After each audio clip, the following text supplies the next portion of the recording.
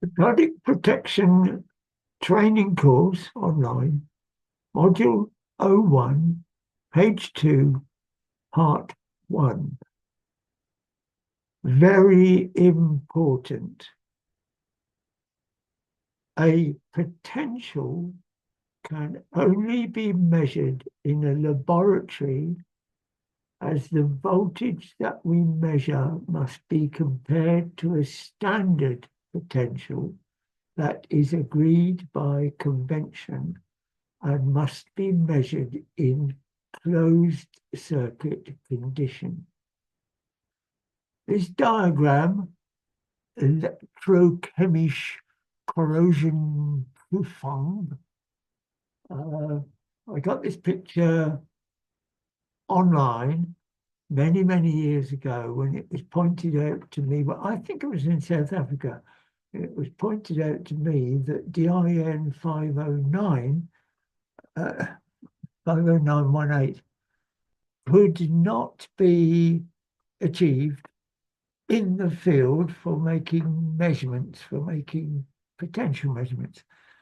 So I looked it up and copied this, and as you can see in this diagram, it's in German, and number 1 is the return electrode.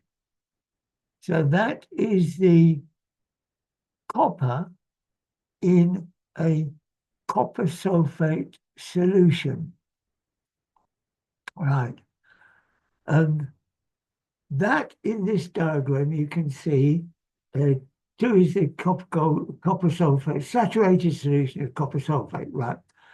Then you go to 3, this is a Lugin capillary, which is made up traditionally of agar gel, which is the conductive gel, which is non-reactive. So it conducts the electrical potential, the value of the electrical potential from this point, which is the sample of the metal that you're testing in relation to this chamber, which is full of acid with a pH of 1. Now, in this acid is the reference electrode, which is a piece of platinum which is being subjected to hydrogen, which is circulated through this acid here, through here, so that the available hydrogen in this acid is reacting with the platinum of this electrode, and that is a standard reference all over the world, recognized by science. That is a potential. Now, this is connected through a conductor to an ammeter, and this is adjusted here by controlling the voltage against this voltage. So you're balancing this voltage with this input voltage, which is, it can be a battery or it can be a transformer rectifier. So the transformer rectifier is measuring the voltage between this sample of the metal, that shows on the voltage there, and the reference, the standard reference, the return electrode, right? So it's measuring this against this in volts. This would be the equivalent of negative 850 if you stabilized it using this to stop the current passing when this voltage balances with the voltage or the electromotive force generated between this electrolyte and the sample. This is how it's done in a laboratory according to the standards, which is in DIN 50918.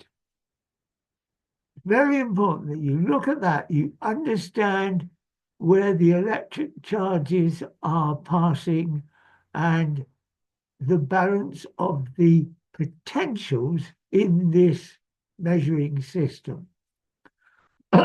Therefore, the term pipe to soil potential is incorrect and should not be used, as this will confuse those who know what a potential really is. Therefore, those who use the term pipe to soil potential must either not understand or be deliberately intending to confuse. Any document or scientific paper that includes the term pipe to soil potential or any abbreviation that means this cannot be believed until the method of measurement is described in detail and the word voltage used instead of the word potential. I have gone in great details to explain electricity in a manner that allows you to make experiments, repeatedly observe the evidence. That's the scientific method.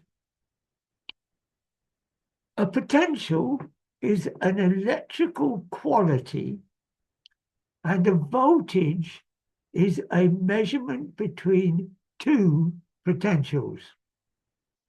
Everything has an electrical potential that we can measure by comparing it to another electrical potential with a meter.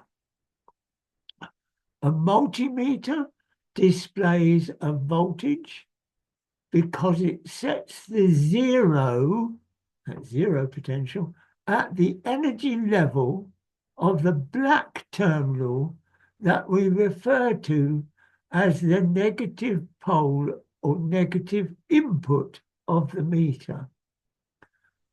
An oscilloscope does not set a zero, but can be adjusted to show the trace caused by the passage of electrons as they pass through the measuring circuit.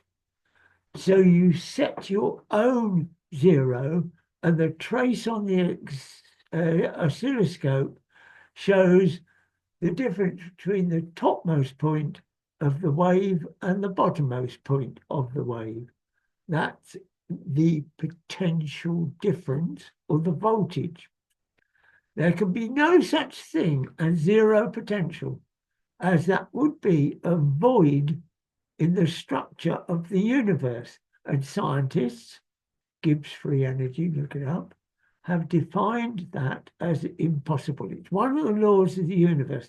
There can be no such thing as zero electrical potential.